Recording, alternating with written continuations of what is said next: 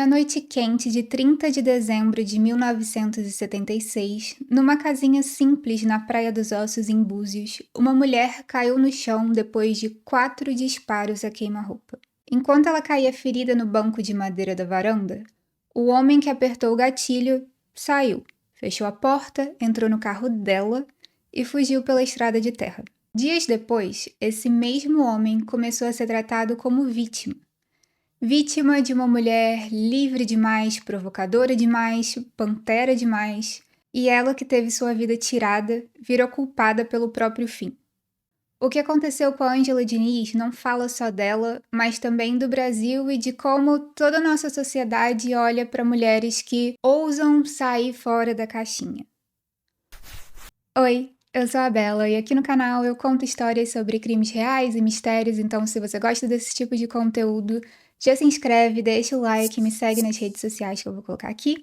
Bom, essa é a história de Ângela Diniz e de como tentaram, por todos os lados, transformar uma vítima em ré. Inclusive, o caso da Ângela já virou documentário, filme, podcast, série. A HBO Max lançou recentemente uma série chamada Ângela, Assassina e Condenada, com a Marjorie Este Ano como protagonista, que tá muito legal, tá um trabalho muito bem feito, super recomendo de assistir. E esse vídeo provavelmente vai ser o vídeo mais longo do canal, porque o roteiro ficou gigantesco e eu passei dias pesquisando esse assunto porque envolve muitas coisas dentro do contexto em que a situação aconteceu. Inclusive, uma das maiores fontes para esse vídeo foi o podcast Praia dos Ossos, da Rádio Novelo, que eu recomendo demais quem se interessar pelo caso. Vou deixar aqui no link na descrição, se vocês tiverem curiosidade, vale super a pena ver. Mas antes da gente começar de fato a história, me conta aqui nos comentários se você já tinha ouvido falar do caso da Ângela Diniz. Para a gente entender por que a sociedade foi tão cruel com a Ângela, a gente precisa voltar para o começo. A história dela começa em Curvelo, em 1944, no interior de Minas Gerais, mas tem seu desenvolvimento em Belo Horizonte. Ela era filha única de um dentista e de uma dona de casa, e a Ângela cresceu num ambiente em que a aparência, reputação e tradição eram quase uma lei. A mãe dela, Maria do Espírito Santo Diniz, era uma figura importante nesse universo. Sempre foi muito elegante, conhecida nas colunas sociais, muito bem vestida e sempre presente nas festas certas. E muito da trajetória da Ângela foi construída com a mão da mãe por trás. A menina, ela sempre foi linda. Desde cedo as pessoas olhavam e diziam: essa menina vai ser uma mulher muito bonita. E isso naquele contexto não era só um elogio, era quase que um projeto de vida. Naquele tempo, o caminho esperado por uma moça de família era muito claro. Um bom casamento, segurança, estabilidade, um marido respeitável, filhos, casa bonita e, de preferência, um sobrenome de peso. E a beleza da Ângela era tratada como um trunfo para isso. Ela era conhecida como a moça da missa das 10 porque sempre estava impecável e nunca repetia um vestido. Ela sempre chamava atenção na igreja, que naquela época não era só um lugar de fé, mas também um palco social. A mãe fazia os vestidos, levava a filha para as festas, empurrava discretamente ela na direção de um destino que a própria mãe imaginava para Ângela. Naquela época, que era o final dos anos 50, os adolescentes eles tinham um ritual que se chamava footing, onde as meninas andavam em uma direção e os meninos andavam em outra, dando voltas numa praça, se observando, mas sem ter muita interação. E tem um detalhe muito importante. Homens bem mais velhos achavam normal admirar meninas de 13, 14, 15 anos. Naquele contexto social, isso não era visto como um problema, era meio que parte do jogo. Porque, né, nada mais respeitável do que um homem de 30, 40 anos dando em cima de uma adolescente em praça pública. Todo mundo achando romântico. O problema mesmo era o menino usar saia acima do joelho. A Ângela cresceu nesse cenário e com 13 anos, num baile de carnaval em BH, ela vai fantasiada de grega.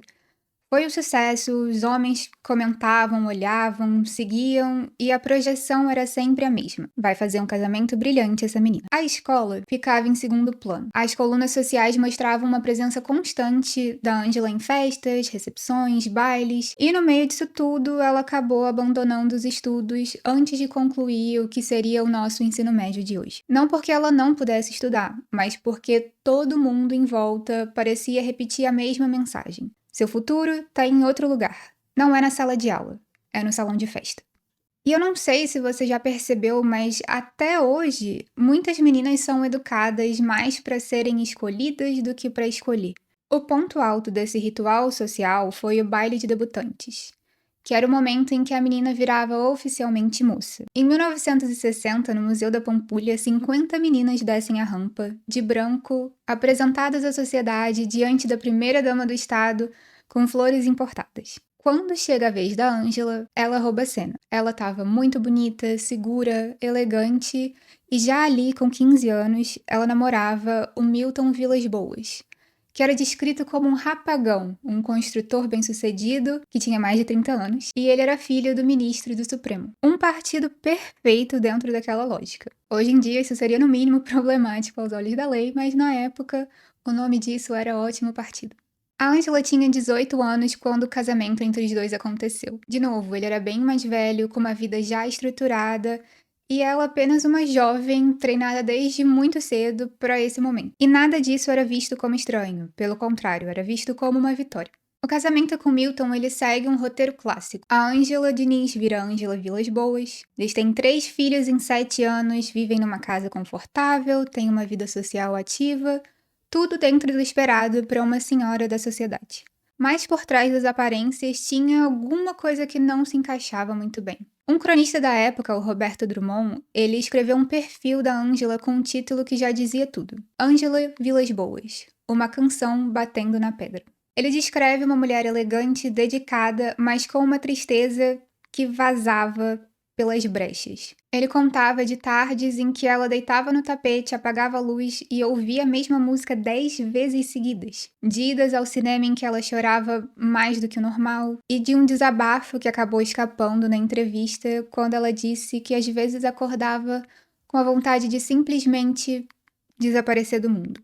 E isso só mostra pra gente que mesmo tendo tudo dentro do que a sociedade considerava ideal, não era aquilo que fazia a Ângela feliz.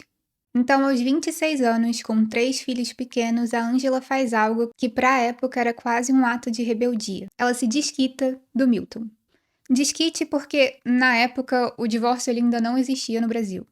Então, desquite era o máximo que a lei permitia. E a mulher que era desquitada, ela carregava um estigma gigantesco. Além de tudo, ela também perdeu a guarda dos filhos e os 3 ficaram entre o pai e os avós maternos. O que é curioso, porque nessa lógica, o homem pode trair, pode sumir, pode trabalhar o dia inteiro, mas continua sendo o porto seguro da família. Já a mulher que ousa sair do casamento é automaticamente considerada incapaz de cuidar das crianças. De novo, não era uma decisão neutra. A ideia da época era que uma mulher que rompe o casamento não é confiável ou estável o suficiente para ser uma boa mãe. O que não faz nenhum sentido, né? Vamos combinar aí a quantidade de mãe solo que tem hoje em dia no Brasil, mas ok. E esse argumento, esse estigma, ele vai voltar contra ela anos depois no tribunal. Depois do desquite, a Ângela constrói uma casa para os pais no mesmo terreno da casa dela. Era uma forma de conciliar 2 coisas: a liberdade recém-conquistada e a proximidade com a família e com as crianças, porque lembra que a guarda ficou para os pais dela e não para ela. Eles chegaram a instalar até uma campainha especial, tipo um botão de pânico que tocava direto dentro da casa dos pais. E é esse botão que ela aperta desesperadamente na madrugada de 11 de junho de 1973. Quando a mãe dela chega correndo, encontra na rampa da casa o corpo de um adolescente negro. Ele era o José Avelino dos Santos, também conhecido como Zé Preto. Ele fazia alguns trabalhos ali como vigia e lavador de carros. E naquele momento, ele estava no chão já sem vida. A cena, ela sugeria algum contexto sexual e ele tinha carrapichos grudados na barra da calça dele. A mãe da Ângela desvia do corpo e entra em casa para encontrar ela chorando, em choque, e a primeira coisa que a Ângela diz é: "Fui eu". E é assim que a Ângela sai das colunas sociais e entra nas páginas policiais. E aí o espetáculo começa. No Fórum Lafayette, os jornalistas se empurraram para tentar ver a Ângela e as reportagens falavam do conjunto de roupa que ela usava, da elegância da maquiagem, mas quase não falam de quem morreu. A Ângela ela dá 2 depoimentos e o primeiro depoimento ele é bem estranho, no mínimo, porque você vê que sim, existem algumas perguntas ali do crime, mas os policiais começaram a perguntar sobre a vida amorosa da Ângela, quantos amantes ela tinha, focando em partes que não eram importantes para o crime, mas sim fruto de uma curiosidade mórbida sobre a vida de uma mulher libertina. Nesses depoimentos, a versão da Ângela ela muda. Ela diz que não foi ela quem disparou. E a investigação confirma que os disparos realmente vieram da arma de outra pessoa, o Tuca Mendes, que era um homem casado com quem a Ângela tinha um relacionamento na época. Ele fala que ele ouviu o barulho e viu o José com uma faca na mão. Ele se assustou e disparou. Mas tem um detalhe. O José era canhoto e a faca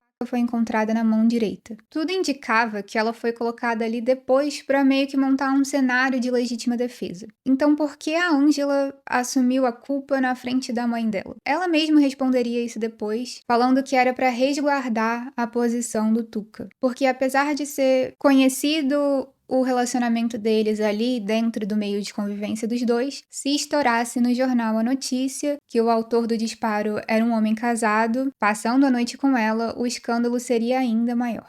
Legal, né? O homem mata e a mulher corre para assumir a culpa, para proteger a reputação dele. Então a gente consegue reparar no padrão aqui. Um homem branco, de classe média alta, responsável pelo fim da vida de um adolescente negro, e o foco da imprensa é qual? A vida amorosa da mulher que estava com o atirador.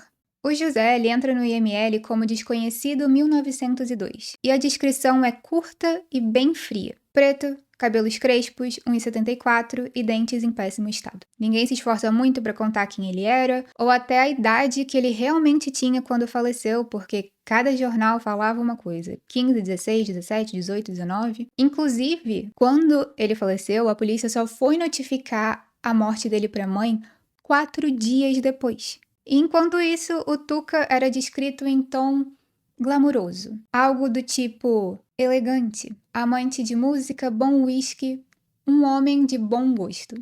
Então fica mais ou menos assim, traduzindo. Sim, ele foi responsável pela morte de alguém, mas pelo menos ele tinha um bom gosto e um terno bem alinhado. A hierarquia da empatia, ela tá bem clara aqui, né?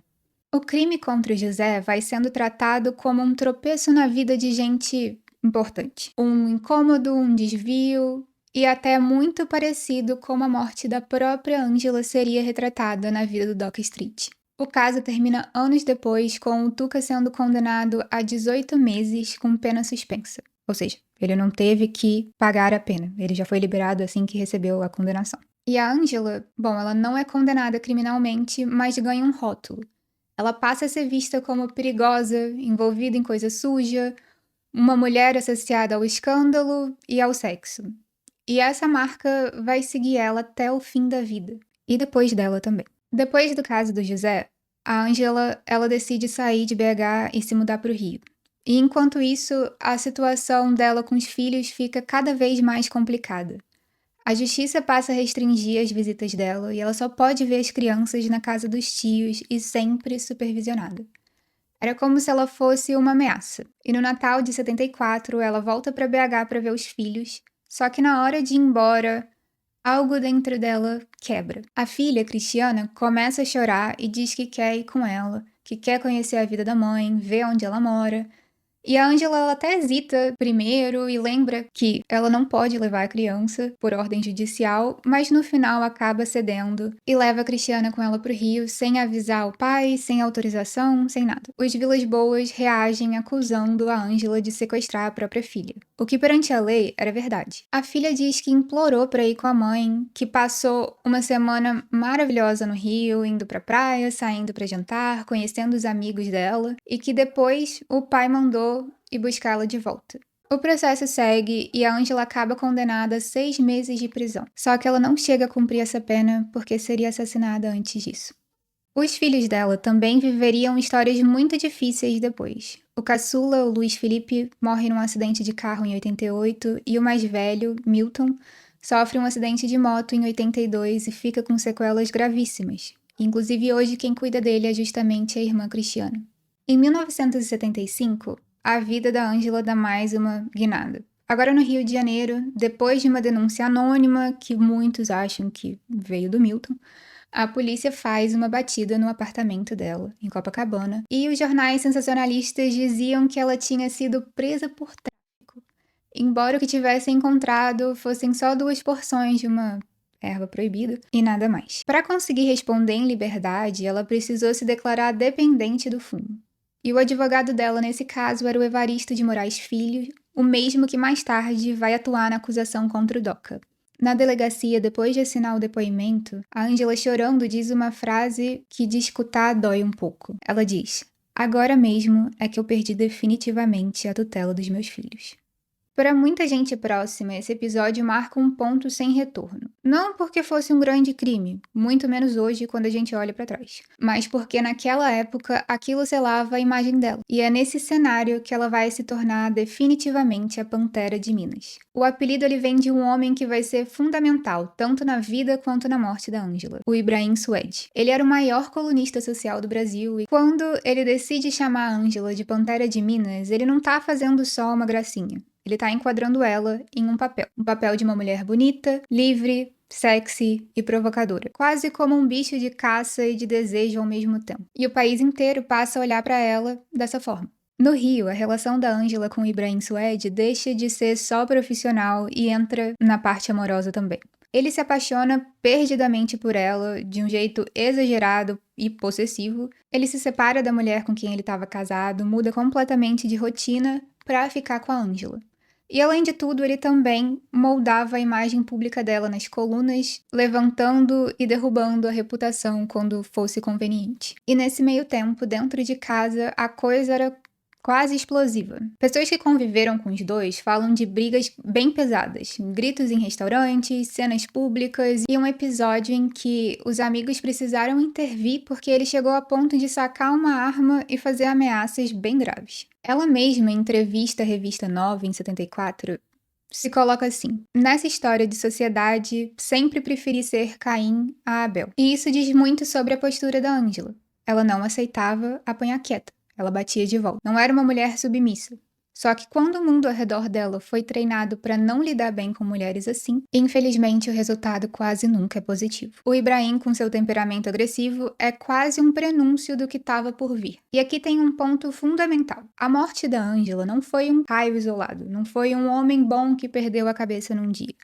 Ela passou por vários homens que reagiam com violência quando se sentiam ameaçados pela liberdade dela. O Doca, ele só foi quem levou isso até o final. A entrada do Doca Street na história acontece em 76, numa festa da alta sociedade paulistana. O Ibrahim estava lá fazendo cobertura para TV e a Ângela estava do lado dele. Na casa estavam a Adelita Scarpa e o marido, o Doca. Ali acontece um cruzamento de olhares que vai mudar tudo. O Doca era um tipo de personagem muito comum nesse universo. A família quatrocentona de São Paulo, nome tradicional, mas com dinheiro já não estão lá essas coisas. Então ele flutuava por ali, sendo do meio, sem ter de fato uma profissão sólida ou um caminho claro. Ele era super carismático, falava bem e sabia circular, mas não era um cara muito estruturado. Para ele, a Ângela era meio que tudo que faltava. Fama, glamour, desejo, acesso ao mundo que ele queria habitar com mais força. Para o Ibrahim, aquela era sua pantera. Pro Doca, ela estava começando a ser.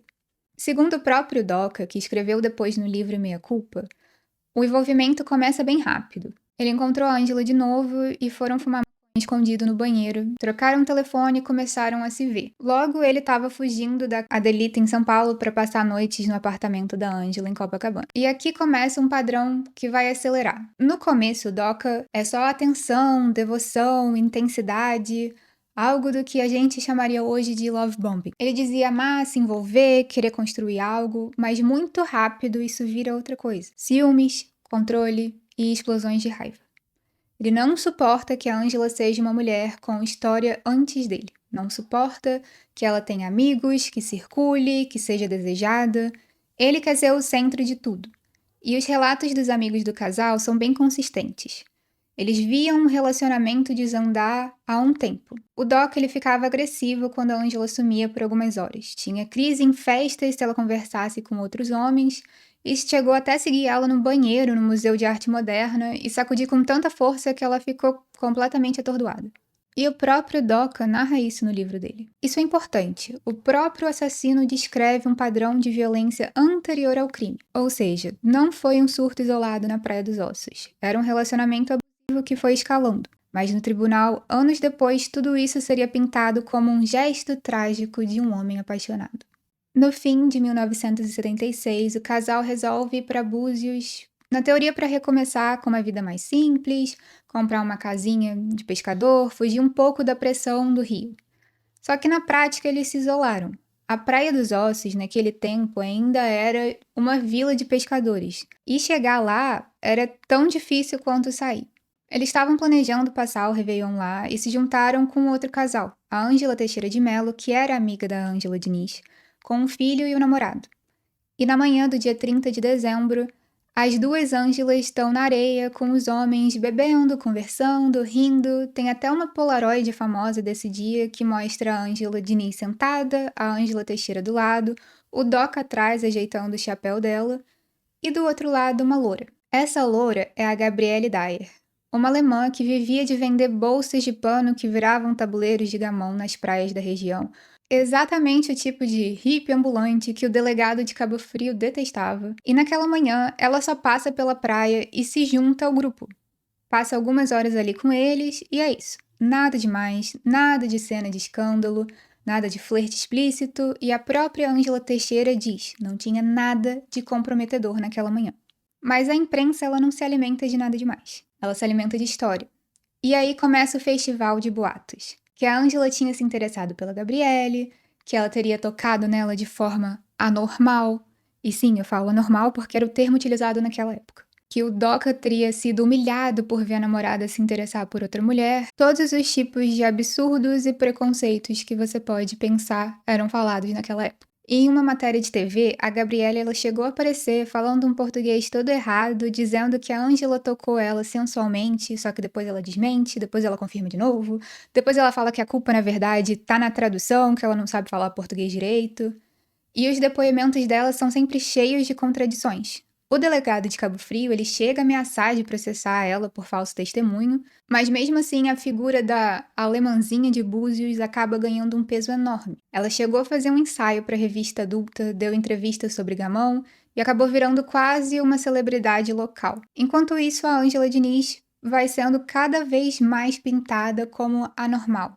Uma mulher que desafiou as regras, que brincou com coisa séria e que provocou demais. 5 meses depois do crime, a Gabriele some. Ninguém sabe onde ela tá. Cada um tem uma teoria diferente e, por incrível que pareça, a versão mais aceita é que ela caiu numa trilha na ferradurinha, bateu a cabeça e morreu. Mas, para o caso da Praia dos Ossos, ela já tinha cumprido o papel que o sistema esperava. Servir de combustível para a tese de que o Doca tinha sido injustamente provocado.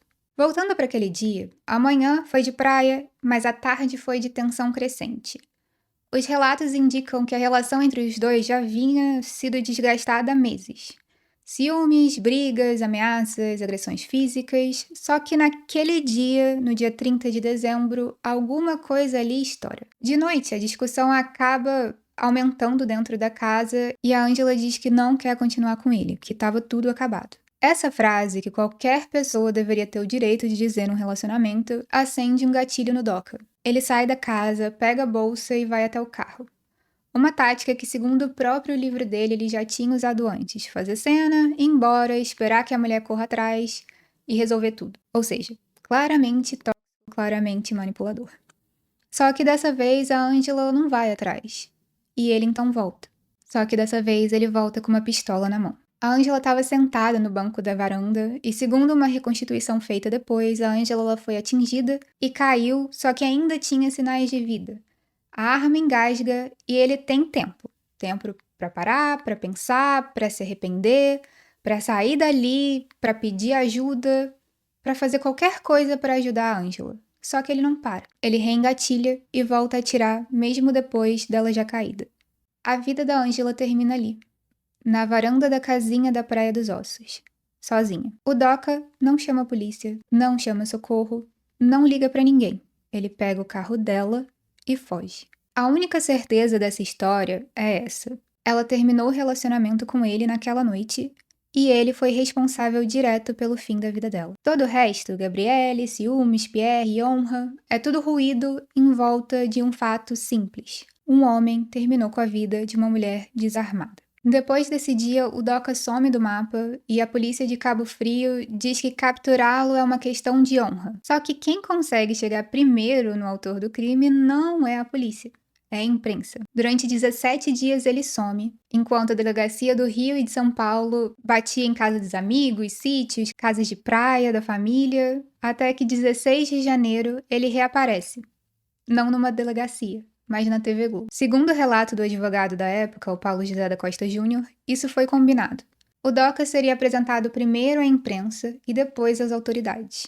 Ele é entrevistado num sítio isolado e dias depois dá outra entrevista para a revista Manchete com o jornalista Salomão Schwartzman. A matéria da Manchete descreve o Doca como se fosse um ensaio de moda. Raul Fernando Street, 42 anos, jeans desbotado, chapéu panamá, botas elegantes, óculos escuros que tira para me estender a mão. E a primeira frase do Doca na entrevista é: "Sei que estou vivo porque sofro.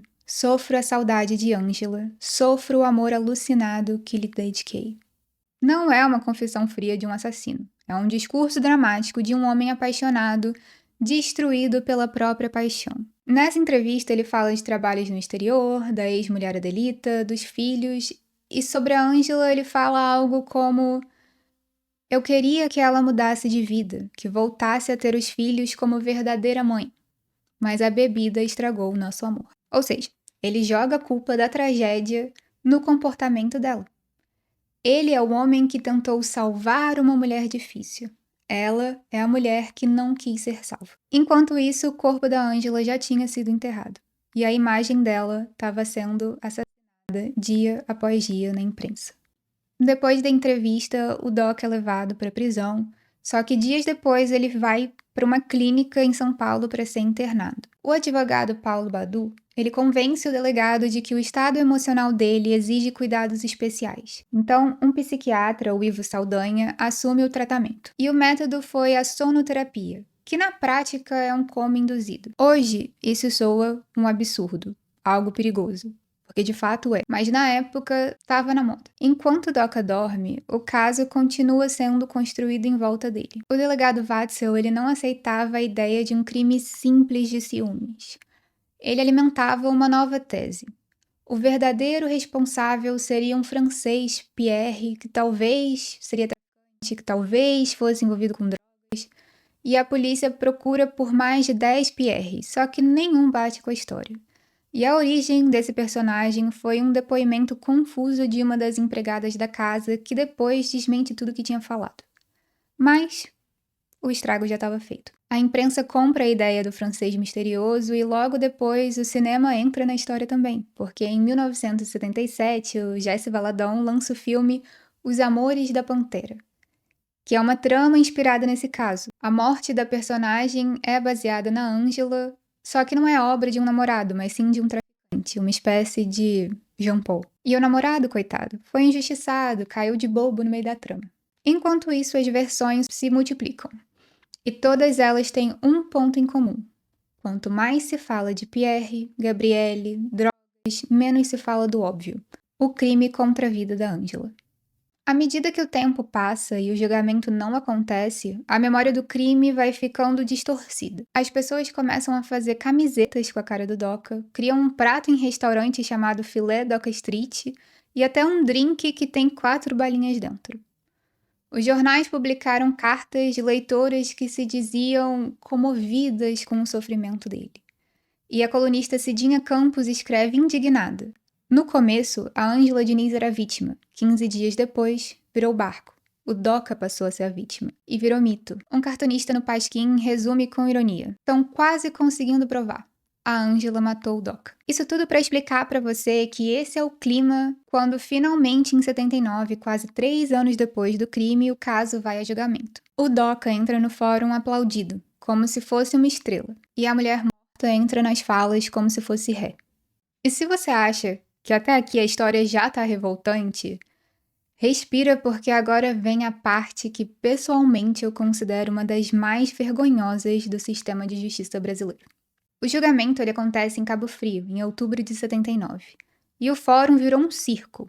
Tinha fila na madrugada, torcida organizada, faixas dizendo Cabo Frio está com você, o povo te absolve. E, de novo, esse você é o Doca, não a Ângela. A Globo leva 13 carros de transmissão, mais 60 profissionais. Somando jornais, rádios e outras TVs, eram quase 100 jornalistas abarrotando uma salinha pequena, sem ar-condicionado, num calor absurdo que quem é do Rio sabe como é que é. E além disso, tinha todo um nevoeiro de fumaça de cigarro, porque naquela época todo mundo fumava em tudo quanto é lugar que era permitido. No tribunal do júri, quem decide é um grupo de 7 pessoas comuns, o júri popular. Mas antes de escolher os 7, são sorteados 21 nomes que naquela época era colocado em uma lista pública. E com essa lista na mão, o que o pai do Doca faz é sair de casa em casa, visitando cada possível jurado e entregando um resumo do caso escrito pela defesa. Só que do outro lado, os filhos da Ângela também mandam cartas para os jurados. No fim, o júri é formado por 5 homens e 2 mulheres. O Doca entra em cena de cabeça baixa, mãos entrelaçadas e uma postura de homem arrasado, tudo orientado pelo advogado. A imagem ideal do viúvo inconsolável. E os protagonistas jurídicos são, na defesa, Evandro Lins e Silva, na assistência de acusação pela família da Ângela, o Evaristo de Moraes Filho. O Evandro Lins e Silva era provavelmente o criminalista mais famoso do Brasil. Ele defendeu presos políticos, foi ministro do STF e foi caçado pela ditadura, porque é importante lembrar que na época que aconteceu o crime, a ditadura ainda estava instaurada no Brasil. Um homem brilhante e que usou essa inteligência para um único objetivo: convencer o júri que o assassino merecia compreensão. Muito antes do julgamento, em entrevistas para TV, ele já começou a moldar a narrativa, falando que qualquer pessoa vê na ação do Raul Fernando Street um gesto desesperado de um homem apaixonado, dominado por uma ideia fixa. Ele também fala que o passional tem um talento especial para o trágico. E repara só nas palavras: talento, trágico, quase um elogio poético por alguém responsável por tirar a vida de uma mulher. No dia do júri, depois de 11 horas de leitura de autos, a acusação gasta a maior parte do tempo de uma maneira confusa, atacando Doca como vagabundo, sustentado por mulheres, insinuando tráfico, e não tinha prova nenhuma. E como resultado, quando chega a vez do Evaristo, que era o grande orador da acusação, o tempo acabou, então ele nem consegue falar na primeira fase. E aí entra o Evandro, e ele tem 1h30 para falar. Primeiro, ele faz a humanização do réu. Ele descreve o Doca como um homem trabalhador, de boa índole, que cuidou da ex-mulher e que agora sofre vivendo em arrependimento e atormentado. Fala da família dele, do avô e de como todos os antepassados dele contribuíram para o país. Só que nada disso tem impacto direto no fato dele ter assassinado alguém, mas tem impacto emocional dos jurados. Depois de ter conseguido isso, ele vira a mira para Ângela. Ele diz que vai analisar a participação da vítima na deflagração da tragédia. Ou seja, vai mostrar como a vítima ajudou a provocar a própria morte. O que pode parecer bizarro pra gente escutando hoje, mas foi super bem aceito pelos jurados na época. Ele passa pela separação da Ângela, pela perda da guarda dos filhos, pelo episódio da filha levada para o Rio, o caso da acusação por posse de substâncias, e diz que os filhos não perderam a mãe quando ela morreu, mas sim quando ela deixou o marido. E coloca ainda por cima as juradas, mulheres, em uma posição de julgamento moral, perguntando se elas abandonariam a filha de 4 anos. E um detalhe pequeno: a guarda não foi escolha dela, foi uma decisão judicial. Só que esse detalhe na narrativa dele não importava. Depois disso, ele fala que ela queria ter uma vida livre, libertina, depravada, chamando ela por termos arcaicos até para a época, como Vênus lasciva. Enquanto isso, ele se referia ao Doca, de 42 anos, como um mancebo bonito. Mancebo, pra quem não sabe, é um rapaz. Ele tinha 42 anos. No ponto alto, ele sustenta a tese de legítima defesa da honra. A ideia é o comportamento dela, supostamente de bissexualidade, do toque na Gabrielle, humilhações, de ser considerada pantera, teria violado a honra do homem.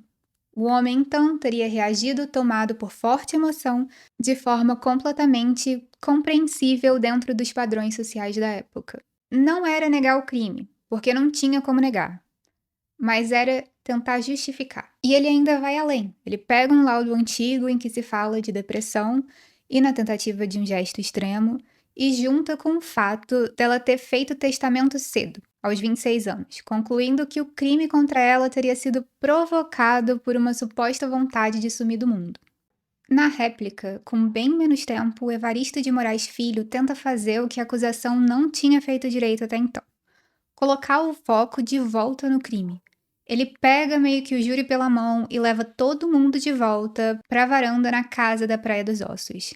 E baseado no depoimento de uma vizinha, a Clébia, que escutou o intervalo entre os disparos, ele mostra com o próprio corpo a trajetória das balas, falando que o Doca atira, a Ângela cai, a arma falha e ele teria tempo sim de parar. Só que em vez disso, ele volta a atirar mais uma vez, mesmo com ela já caída, até que ela não resistisse.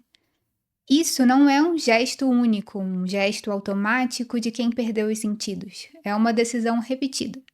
E no final, o Evaristo cita o Carlos Drummond de Andrade, que tinha escrito sobre o caso. Aquela moça continua sendo assassinada todos os dias, de todas as maneiras e por muita gente. E ainda completa, falando que absolver esse homem na tese da legítima defesa da honra é mais um assassinato da Ângela, e que essa moça já teve carrascos demais durante toda a vida. Ele é aplaudido e alguém grita no fundo que ele já ganhou, mas ainda tinha a tréplica do Evandro. Na tréplica, o Evandro apela para a biografia. Lembra que aquele seria o último júri da carreira dele, se coloca quase como um personagem do julgamento, como se condenar o Doca fosse também uma forma de manchar a despedida do grande advogado. E oferece uma saída intermediária: a tese de excesso culposo em legítima defesa.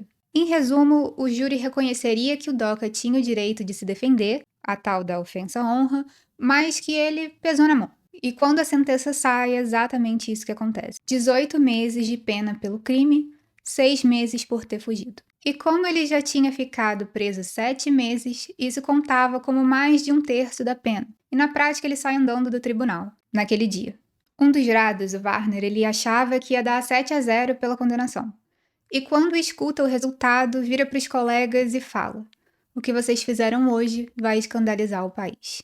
Para os fãs do Doca, foi dia de festa. Para a defesa, um resultado razoável.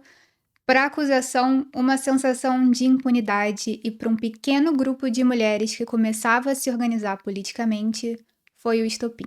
Depois do primeiro julgamento, a promotoria recorreu, dizendo que o veredito foi manifestamente contrário às provas dos autos. E o Tribunal Superior, ele anula o julgamento. O caso do Doca, ele volta para a fila, mas entre o primeiro e o segundo júri, muita coisa muda no Brasil. Enquanto a história da Ângela era triturada em manchetes, um outro processo ele acontecia meio que silenciosamente. Só que dessa vez não era jurídico, e sim político. No fim dos anos 70, o país ele entra em uma abertura lenta e gradual da ditadura. A lei da anistia em 79 começa a trazer de volta militantes que tinham fugido, intelectuais e principalmente mulheres que tinham vivido de perto o movimento feminista na Europa e na América Latina. Essas mulheres, elas voltam com referências de direitos reprodutivos, combate à violência doméstica e de crítica à ideia de que o corpo da mulher é propriedade do marido ou do Estado. E é aí que a ficha cai. A violência que elas viam aqui no Brasil não era um caso isolado, mas sim estrutural. E Minas Gerais, onde a Ângela nasceu, virou um dos centros desse choque de realidade. Além do feminicídio da Ângela, começaram a estourar outros casos. Mulheres querendo se separar e maridos de bem, respeitados, que reagem de forma violenta sempre com o mesmo discurso: perdi a cabeça por amor, ou a minha honra foi ferida. Os nomes de Heloísa Balestróis e Maria Regina Santos Souza Rocha aparecem como símbolos dessa repetição trágica. Mulheres mortas por homens que não aceitavam a separação. E aí, em Belo Horizonte, um grupo de mulheres que vinha se reunindo para discutir exatamente isso, resolve ir para a rua. E nasce o Quem Ama Não Mata. Um movimento que organiza em torno de algumas figuras importantes. Mulheres que não eram famosas, não tinham programa de TV, mas tinham uma coisa que incomodava muito o sistema injusto: a persistência. Elas montam uma grande ação em 1980, em uma missa na igreja de São José, no centro de BH, em memória das mulheres assassinadas pelos maridos e companheiros. Na escadaria da igreja, as faixas são simples e bem diretas. Quem ama não mata, o silêncio é cúmplice da violência e sem punição mais mulheres morrerão. Pensa no impacto disso naquele contexto. A ditadura ainda estava de pé. A polícia estava acostumada a tratar a briga de marido e mulher como problema de casal. E um grupo de mulheres gritando que amor não era desculpa para feminicídio.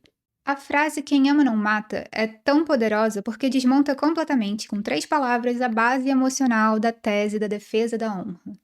Você não consegue mais romantizar o crime dizendo: "Ah, ele amava demais, por isso matou". Se alguém te responde: "Ué, mas quem ama não mata?", acabou a poesia e sobrou o fato. Ele foi responsável pelo fim da vida de uma mulher porque achava que podia.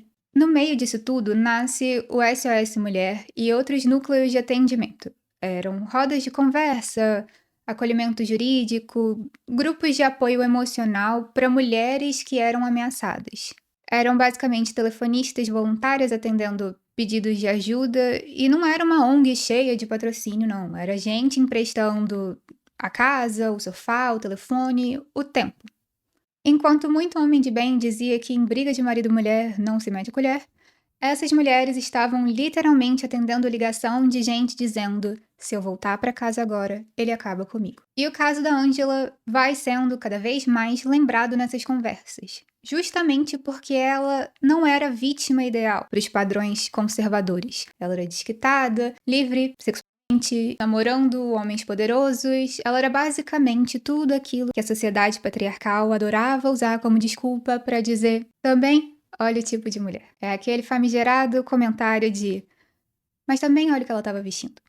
E é por isso que o movimento feminista pega o caso dela como bandeira.